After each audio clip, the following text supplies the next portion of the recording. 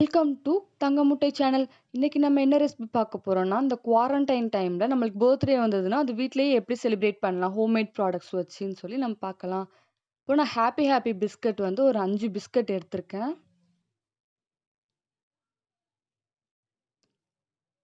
இந்த கேக் செய்றதுக்கு ₹40 தான் ஆகும். அதனால நீங்க ஹாப்பி பிஸ்கட் வந்து ₹5 தான். அதுதான் நான் 5 இது எடுத்து இந்த மாரி பீஸா கட் பண்ணி வச்சுக்கிறேன்.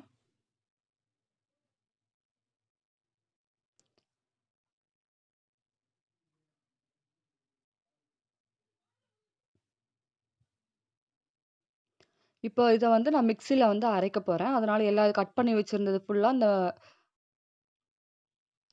இப்போ நான் வந்து 2 டேபிள் ஸ்பூன் ஆட் பண்றேன். நான் கொஞ்சம் சுகர் அதிகமா வேணும்னு சொல்லிட்டு, உங்களுக்கு வேணும்னா ஒரு இன்னொரு டேபிள் ஸ்பூன் ஆட் பண்ணிக்கோங்க. ரொம்ப அதிகமா சேர்க்காதீங்க. அது நல்லா கொல கொலன்னு அது ஒரு மாதிரி வந்துரும். கேக்கே வராது. அதனால சுகர் வந்து 2 table spoon R 3 table spoon மட்டும் போடுங்க.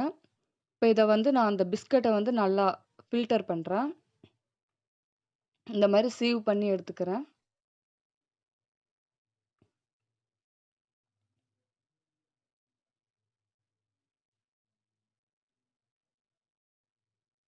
இப்ப இந்த மாரி சீவ் பண்ணிட்டு பேக்கிங் பவுடர் ஆட் பண்ணிக்கிறேன்.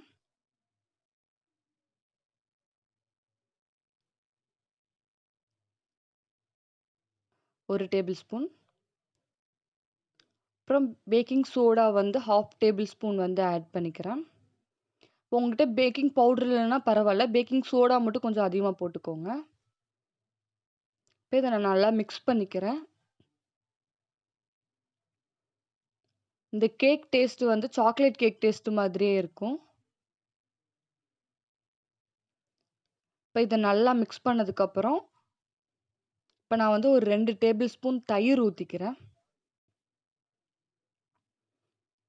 அப்புறம் 1 டேபிள் ஸ்பூன் வந்து நெய் ஆட் பண்ணிக்கிறேன்.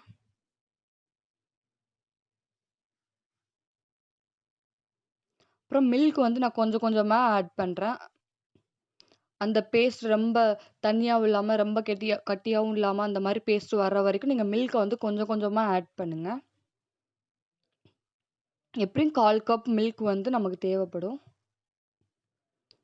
இதுல வந்து நம்ம எதுவுமே ஆட் பண்ண போறதில்ல. எப்பவுமே எக்குக்கு பதிலா வந்து நம்ம தயிர் ஆட் பண்றோம். அதுதான் நல்லா சாஃப்ட்டா வரும்.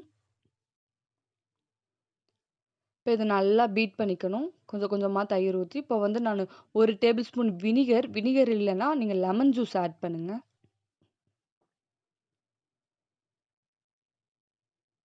ஆட் பண்ணி நல்லா மிக்ஸ் பண்ணுங்க.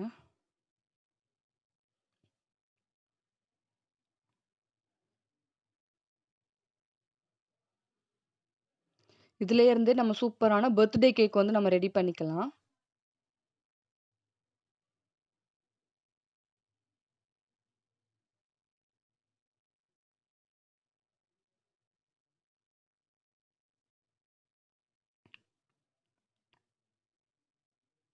இப்ப இந்த மாரி பதம் வர்ற வரைக்கும் நீங்க ரெடி பண்ணிட்டு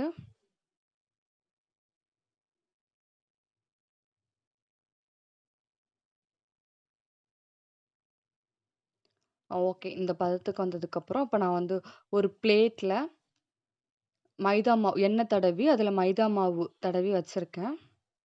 எந்த பாத்திரத்துல நீங்க வைக்க போறீங்களோ, அந்த பாத்திரத்துல இந்த மாரி பண்ணி வச்சுக்கோங்க. அப்பதான் ஒட்டாம இருக்கும். நம்ம தட்டுன உடனே சீக்கிரமா வந்துரும். இப்ப இதுல வந்து நான் அந்த பேஸ்ட்ட வந்து ஆட் பண்றேன். இதுக்கு நீங்க கோகோ பவுடரோ, அவனோ எதுவுமே தேவையில்ல.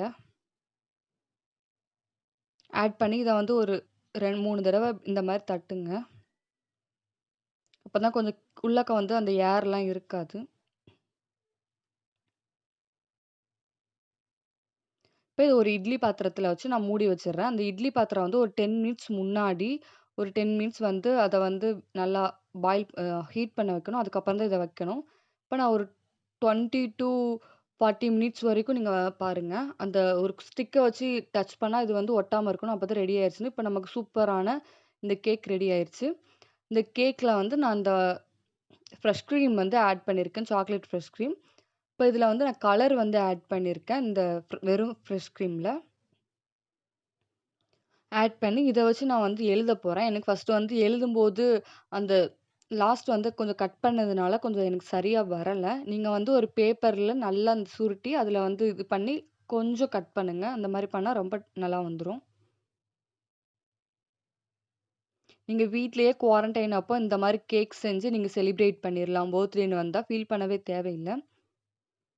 இப்போ சூப்பரான பர்த்டே கேக் ரெடி ஆயிருச்சு. நீங்களும் மறக்காம வாட்ச் பண்ணுங்க. வாட்ச் பண்ணிட்டு லைக் பண்ணுங்க, ஷேர் பண்ணுங்க, சப்ஸ்கிரைப் பண்ணுங்க. அண்ட் கீழ இருக்கிற பெல் பட்டன கிளிக் பண்ணுங்க. அப்பதான் நான் போடுற வீடியோஸ்லாம் உங்களுக்கு நோட்டிஃபிகேஷனா வரும். இது நல்லா ஆறுனதுக்கு அப்புறம் தான் இந்த கிரீம் பண்ணணும். ஏன்னா அது மெல்ட் ஆயிரும். அந்த கேக் நல்லா ஆறணும். நன்றி.